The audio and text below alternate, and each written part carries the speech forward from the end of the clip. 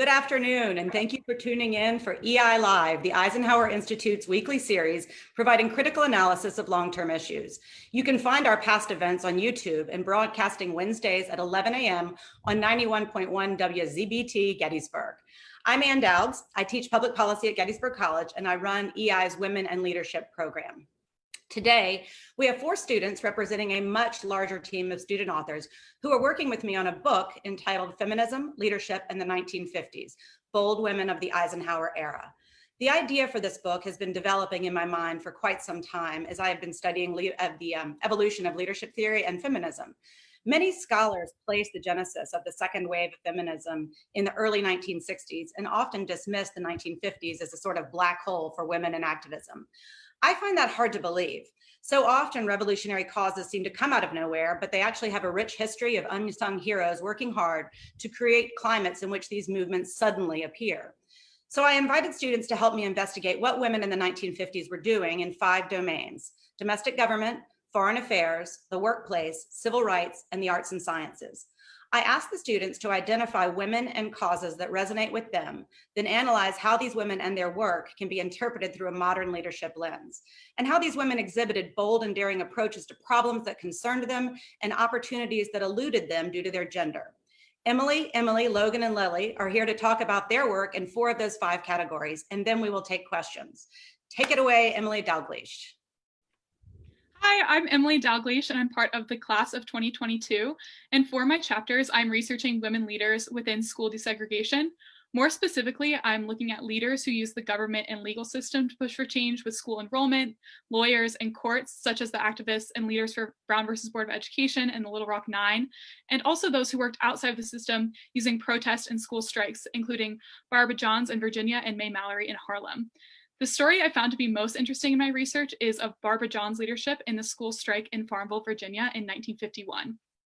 So in Farmville, there were segregated high schools with an enormous new school for white students and a small and old school falling apart called Robert Russa Moton High School for the Black students. And parents had tried to push the school board many times to improve conditions at the school for Black students and had been refused every single time. Barbara Johns was a 16-year-old student at Moton High School, and she decided to organize a school walkout and strike to demand equal conditions at her high school. So she recruited around 20 other students to help her in her top secret organizing committee, and they had meticulous planning, a ton of secrecy, and codenames for pretty much everything. They actually modeled a lot of their codenames after the Manhattan Project, as this was post-World War II. And on April 23rd, 1951, they began their strike. It began as one student in the committee went downtown and called the principal from downtown, pretending to be an adult and saying that there were students causing trouble downtown, so the principal left the school. Then Barbara sent a note calling for an assembly to every teacher, and she signed it using her initials, which conveniently were also the initials of their school principal. And so the teachers brought their students to the auditorium for an assembly, and as the students gathered there, Barbara called for the teachers to leave and actually had some football players escort teachers who wouldn't leave out, and they wanted to avoid implicating their teachers in their efforts to avoid getting them in trouble. So Barbara gave a speech to all the students about the importance of the walkout and led students in pep cheers, and then they walked out of their school and marched downtown. Once they began their strike, the entire community of parents and teachers got involved, even though they had no idea that this was going to happen before it did happen. As they got involved, Barbara reached out to the NAACP, and they told her that they would only support the students in their effort if they pushed for desegregation instead of separate but equal conditions. So her student strike committee voted on whether or not they would want to refocus on desegregation or continue their efforts for separate but equal facilities. They decided to follow the NAACP's recommendation, and so the NAACP aided the students in beginning a petition and beginning to sue the school board of her county. After 2 weeks of striking, the petition had 200 signatures, and students returned to school after those 2 weeks. However, once the strike was over, their work had just begun. Their case against the Prince Edward County Board of Education became part of Brown versus Board of Education, which led to the Supreme Court ruling that separate but equal is unequal. And the Moton High School students made up 75% of the case's plaintiffs, and they were the only student plaintiffs that were part of Brown versus Board. I find this fascinating because Barbara, as a 16-year-old Black woman in 1951, had no traditional sources of power, but was able to use her organizational skills and community relationships to launch a movement. John A. Stokes, who was one of her classmates and fellow boycott organizers, said of her, I had heard of others speaking about leading a revolt against the system.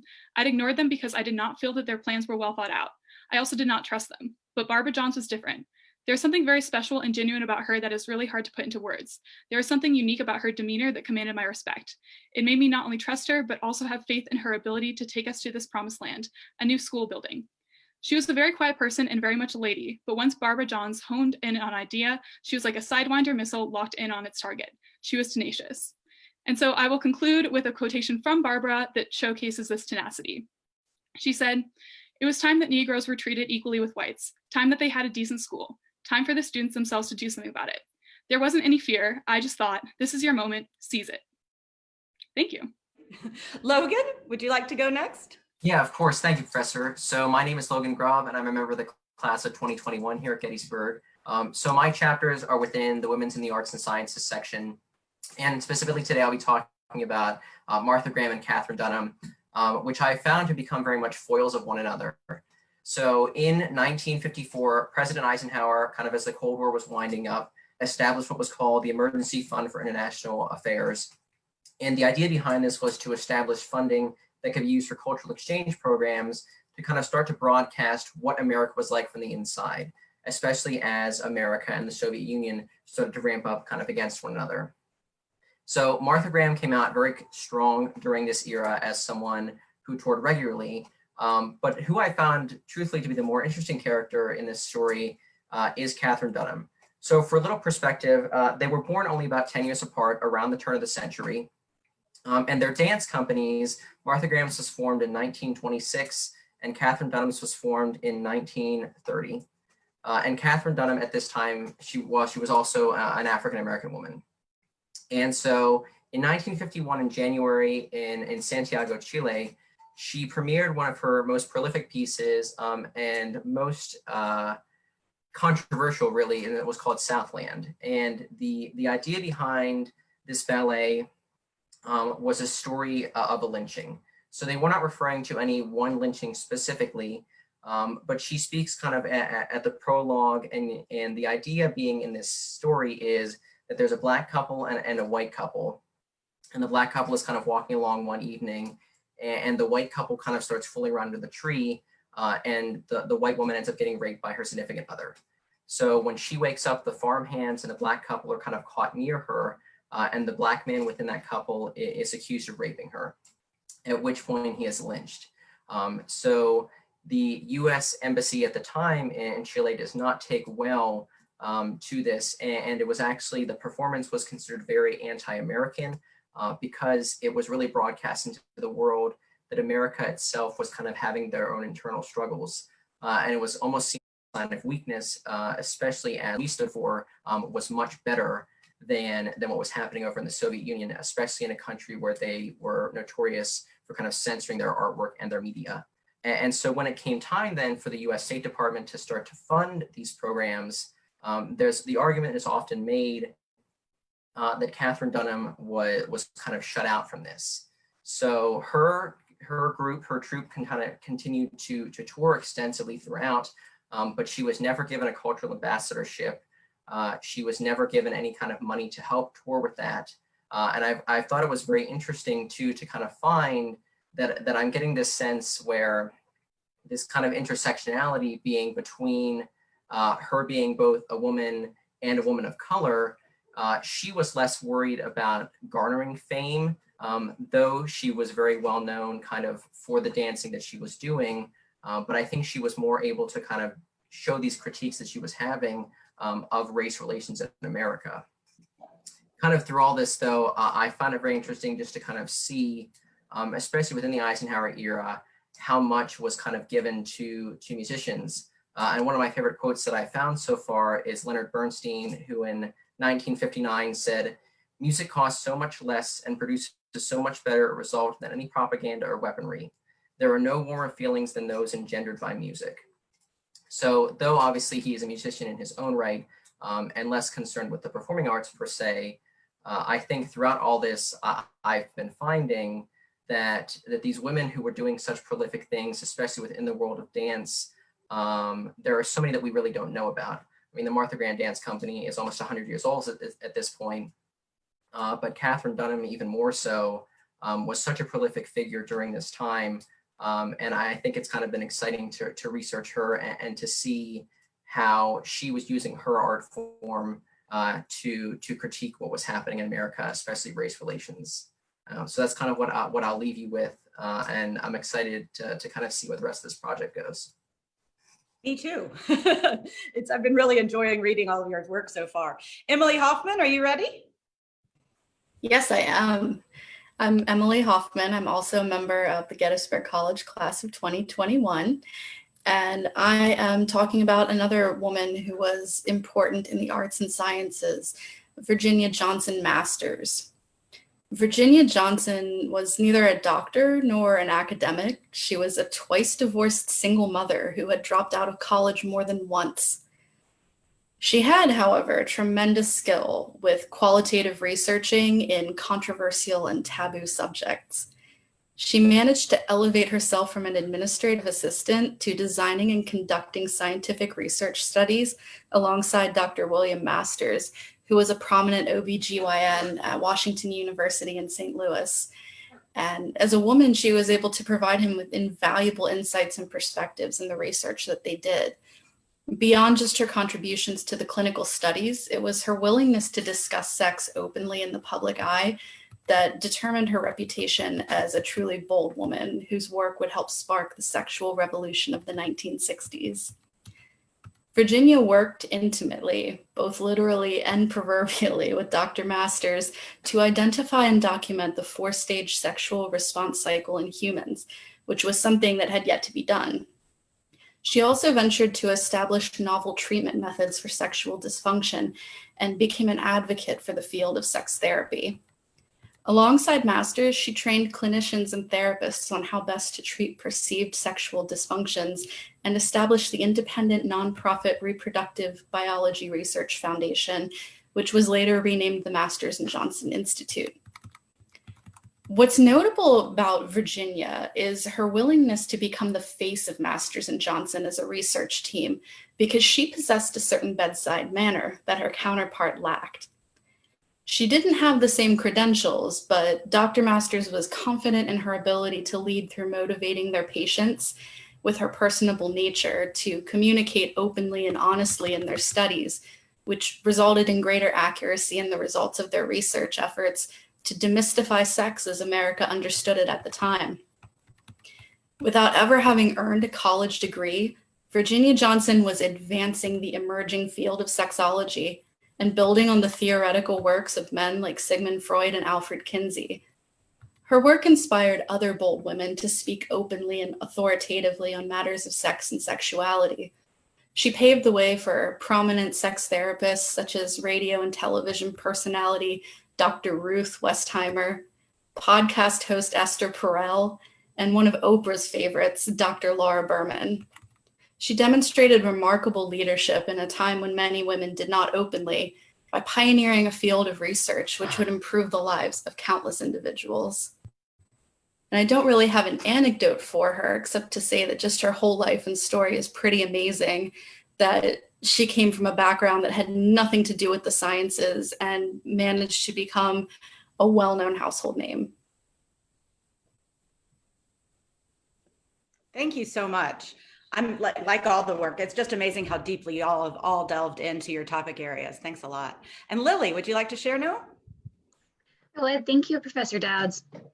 My name is Lily Cellars, and I am going to be a junior in the fall. I am a health sciences and public policy double major. The chapter that I'm going to be focusing on with you all is my chapter on Black women in the nursing industry in the 1950s. My chapter as a whole focuses on the formation and the disassociation of the National Association of Colored Graduate Nurses, which had a rare feat in 1951, being able to disassociate on the grounds of they claimed victory to all of their initial premises, which is not common in history, but is very exciting. I'm also focusing on the creation of the first 2-year nursing degree, as well as the creation of the first 4-year baccalaureate nursing degree for Black women, which is what I will be focusing on during this talk. The baccalaureate was created by Lillian Holland Harvey in 1951, She graduated from the Teachers College at Columbia University in 1948. And the purpose of this degree was to allow Black women in nursing the ability to gain education both in a classroom setting as well as a clinical setting. For years, Black women in nursing only received education in the classroom setting due to not wanting clinical places in towns not wanting them to practice in their clinical settings. So the creation of this degree was extraordinary in the fact that if anyone knows how medicine works, it is not something that is step by step or perfect in every sense. So to be able to learn in a setting that is real and not just theoretical was life-changing, and created an education that leveled the playing field for Black women in the nursing field. This baccalaureate degree was started in the state of Alabama at the Tuskegee Institute. And I've held off sharing this name because when I first read it, I was shocked. The Tuskegee Institute is also the place where the Tuskegee Project happened. The Tuskegee Project was a study that consisted of Black men, and it was on the grounds intended to research the history of syphilis. But as many of you know, there are a lot of issues with it, including informed consent and patient autonomy. It was told to the Black men that they were getting checked for bad blood, which in theory is not super far off, but there wasn't any specifics. They were not given the correct treatments, and even when the cure to syphilis was founded, they were not given that either. And so for me, when I was researching this, it was extremely interesting to see that at the same place, at the same time, there was this extremely progressive movement of the baccalaureate degree giving Black nurses the ability to perform and educate and practice on the same playing field that white nurses had been for many years. And at the same time, there was this regressive movement pushing Black people in medicine back hundreds of years due to the Tuskegee Project, which we still see today. Black people in medicine, both from a clinician's perspective and from a patient's perspective, there's a severe disparity, racial disparity between them and white people. And so in today's climate and researching this book has been really interesting and really has given me a great perspective on what is happening and how to initiate change. And I'm very thankful for this opportunity. Thank you. Now we will move into questions. So if anybody out there wants to submit a question, please do, and I will share it with the group. But in the meantime, while people are preparing their questions, I'd like to ask a couple of follow-up things. First, Emily Dalgleish, I know when you and I have talked about your research, you were really surprised to discover how little there was about the other plaintiffs. Why do you think that the Browns got so much attention, other than obviously being the named party in the lawsuit? And then the other women you were researching, the other people you were researching, got relatively no attention by the history books. Right. As I was researching, I found this disparity between information about those who used traditional government systems to push for change and those who worked outside of those government systems to push for change. One reason is that there is more archival information if you're using courts and if you're using the US government to create change. There's just naturally going to be more public documentation available that showcases those efforts. But I have also found that there is just a whitewashing of Black history. And so removing these narratives of protest and civil disobedience and replacing them with stories of good government workers who choose to support civil rights because it's the right thing to do, rather than stories of decades of very thoughtful, organized activism from Black leaders and Black women leaders.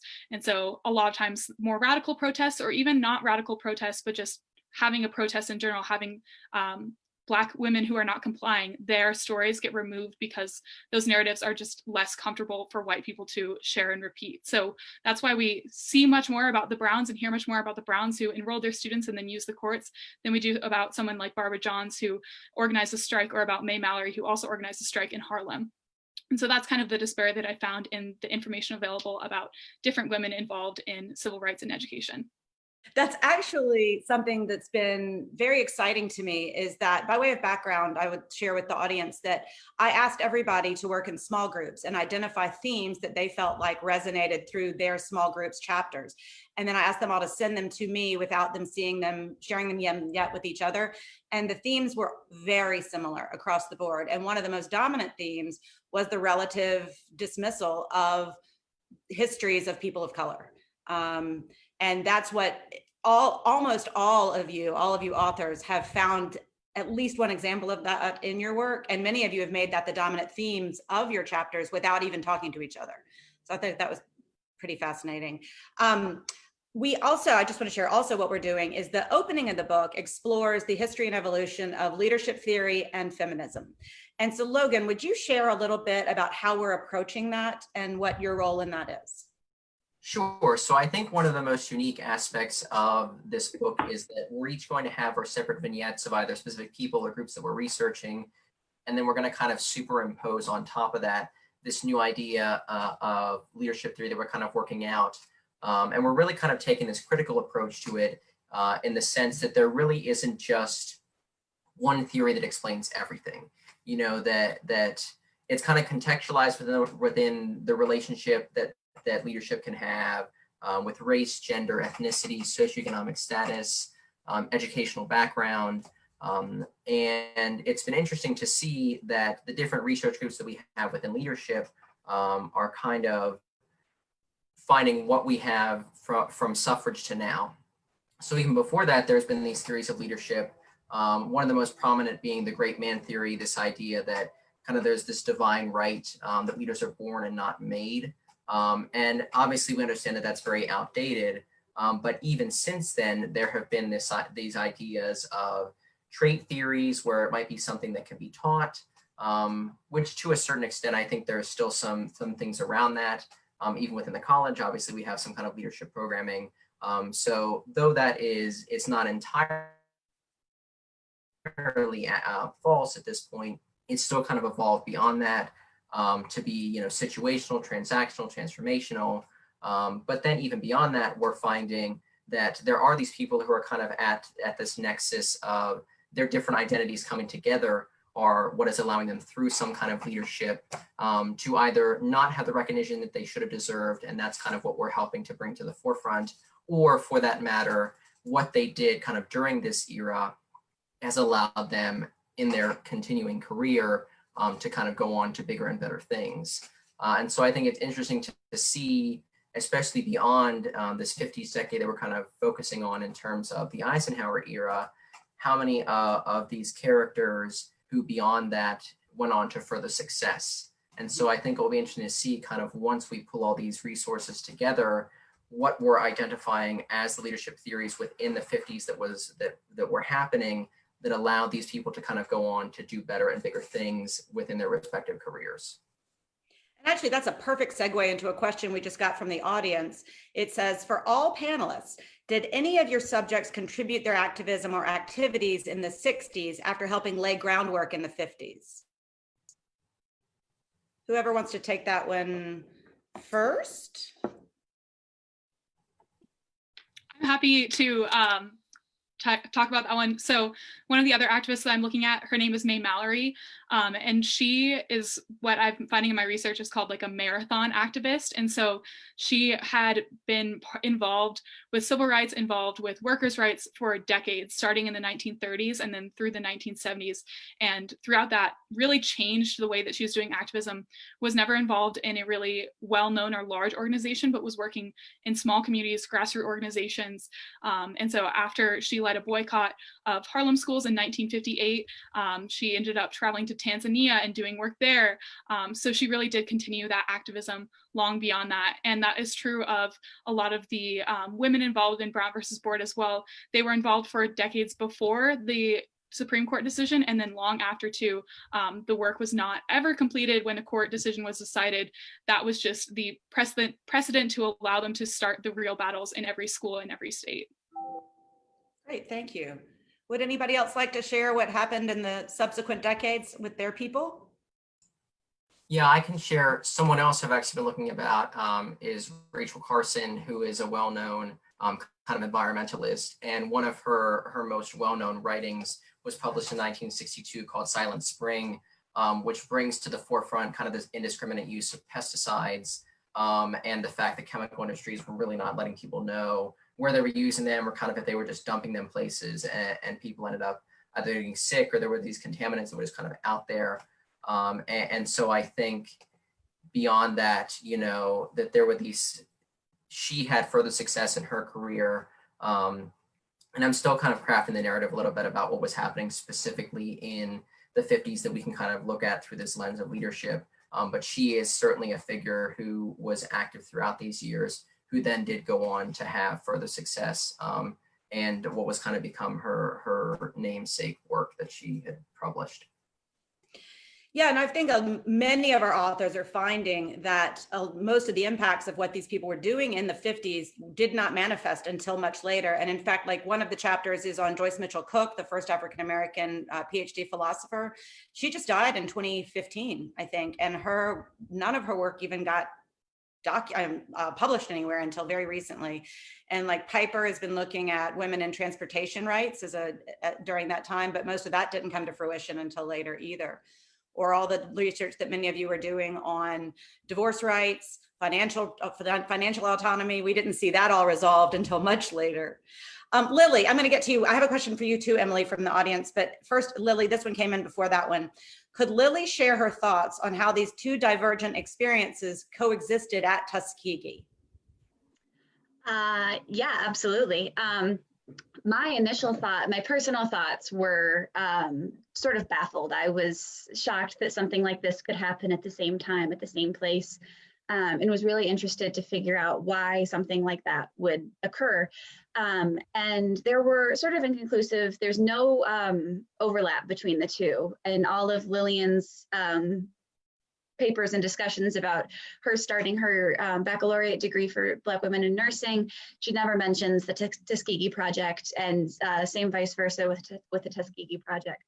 And so me knowing what I know now about the Tuskegee Project, I have this background knowledge. I have what happened in the 1970s and how they overcame it, and how people's feelings towards it, and how it actually occurred in a step-by-step. But in the 1950s, no one knew what was actually happening with the Tuskegee Project.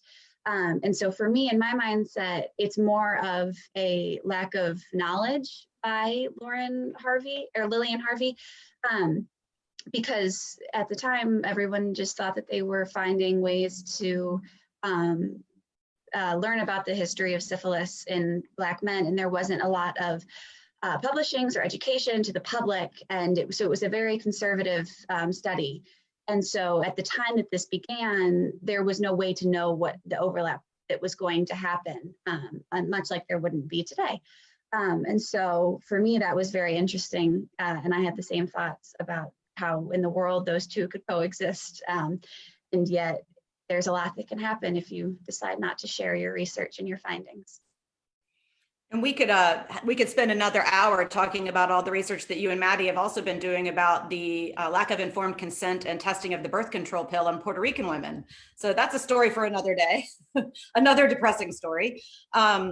Emily, I would like to ask you, we've also, during this project, as we've been working together, we've talked a lot about the difference between power and leadership. Can you reflect upon how Virginia exerted power even when she wasn't in positions of leadership, and or how she took leadership when perhaps she was not offered the opportunity, she instead embraced it on her own? Definitely. I think that one of the arenas in her life that she really displayed leadership, and most people wouldn't think of it that way, is in the home. She was a divorced single mother of 2 children, and I am a mother as well. So I know that when it comes to having children, you need to display that leadership. You need to have that power if you're going to raise children and raise them well. And she was a very good mother. There was never any question about how her children were raised in spite of the nature of her work. So I think that being the leader of her home, being the one in charge without necessarily needing a male partner there, is a great example of power and leadership. She did later marry Bill Masters, but that was not until the 1970s. So their work started together in the 1950s. They continued to develop their ideas. And what's interesting about that is that if it weren't for her leadership skills, and I'm thinking leadership in the context of the 1950s, how we thought of it as motivational and persuasive and bringing people together towards a common cause. That was really the work that she did, because she was the personable one. She was the one who would bring in patients, who would get people comfortable, and then Dr. Masters would bring in a little more of the learned scientific mind to it.